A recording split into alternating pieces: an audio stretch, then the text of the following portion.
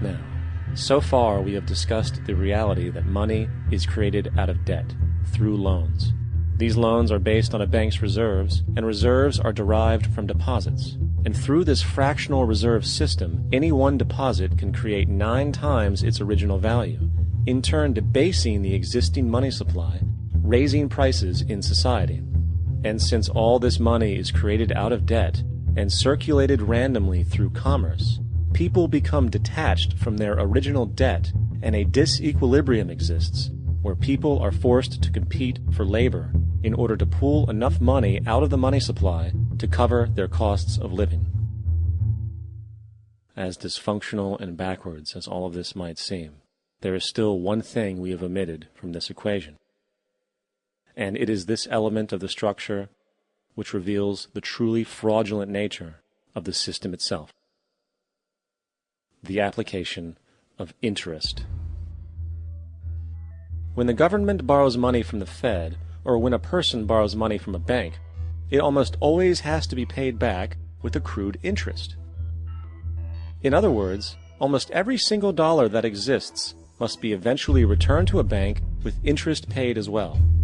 But if all money is borrowed from the central bank and is expanded by commercial banks through loans, only what would be referred to as the principal is being created in the money supply. So then, where is the money to cover all of the interest that is charged? Nowhere. It doesn't exist. The ramifications of this are staggering, for the amount of money owed back to the banks will always exceed the amount of money that is available in circulation. This is why inflation is a constant in the economy, for new money is always needed to help cover the perpetual deficit built into the system, caused by the need to pay the interest. What this also means is that mathematically, defaults and bankruptcy are literally built into the system, and there will always be poor pockets of society that get the short end of the stick. An analogy would be a game of musical chairs, for once the music stops, somebody is left out to dry. And that's the point. It invariably transfers true wealth from the individual to the banks. For if you are unable to pay for your mortgage, they will take your property. This is particularly enraging when you realize that not only is such a default inevitable due to the fractional reserve practice, but also because of the fact that the money that the bank loaned to you didn't even legally exist in the first place. In 1969, there was a Minnesota court case involving a man named Jerome Daly, who was challenging the foreclosure of his home by the bank which provided the loan to purchase it. His argument was that the mortgage contract required both parties, being he and the bank, each put up a legitimate form of property for the exchange. In legal language, this is called consideration.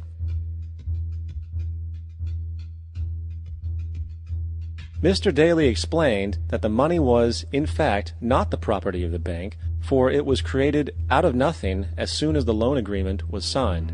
Remember what modern money mechanics stated about loans? What they do when they make loans is to accept promissory notes in exchange for credits. Reserves are unchanged by the loan transactions, but deposit credits constitute new additions to the total deposits of the banking system. In other words, the money doesn't come out of their existing assets. The bank is simply inventing it, putting up nothing of its own, except for a theoretical liability on paper.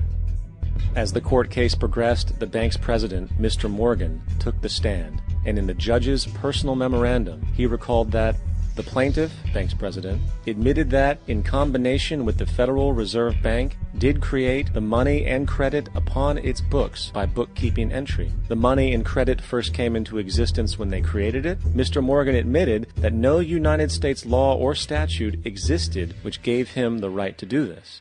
A lawful consideration must exist and be tendered to support the note.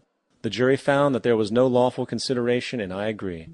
He also poetically added, "Only God can create something of value out of nothing." And upon this revelation, the court rejected the bank's claim for foreclosure, and Daly kept his home. The implications of this court decision are immense.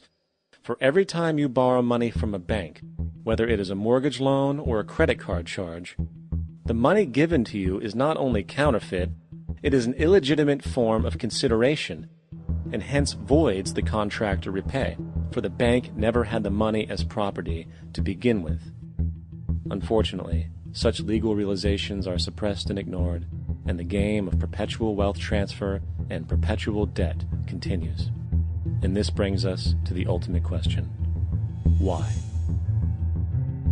During the American Civil War, President Lincoln bypassed the high-interest loans offered by the European banks and decided to do what the Founding Fathers advocated, which was to create an independent and inherently debt-free currency. It was called the greenback.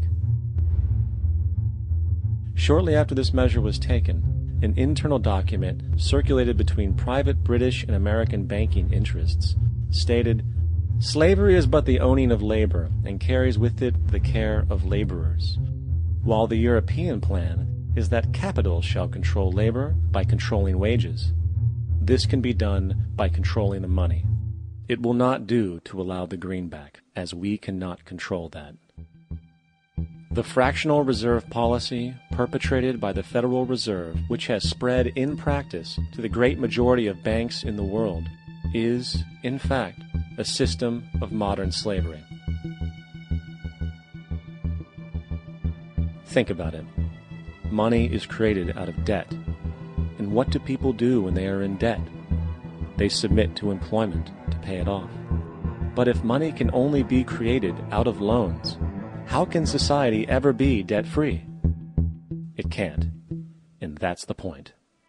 And it is the fear of losing assets coupled with the struggle to keep up with the perpetual debt and inflation inherent in the system, compounded by the inescapable scarcity within the money supply itself, created by the interest that can never be repaid, that keeps the wage slave in line, running on the hamster wheel with millions of others, in effect powering an empire that truly benefits only the elite at the top of the pyramid. For, at the end of the day, who are you really working for? The banks. Money is created in a bank and invariably ends up in a bank. They are the true masters, along with the corporations and governments they support. Physical slavery requires people to be housed and fed. Economic slavery requires people to feed and house themselves. It is one of the most ingenious scams for social manipulation ever created, and at its core, it is an invisible war against the population. Debt is the weapon used to conquer and enslave societies, and interest is its prime ammunition. And as the majority walks around oblivious to this reality, the banks, in collusion with governments and corporations, continue to perfect and expand their tactics of economic warfare, spawning new bases, such as the World Bank and International Monetary Fund, while also inventing a new type of soldier, the birth of the economic hitman.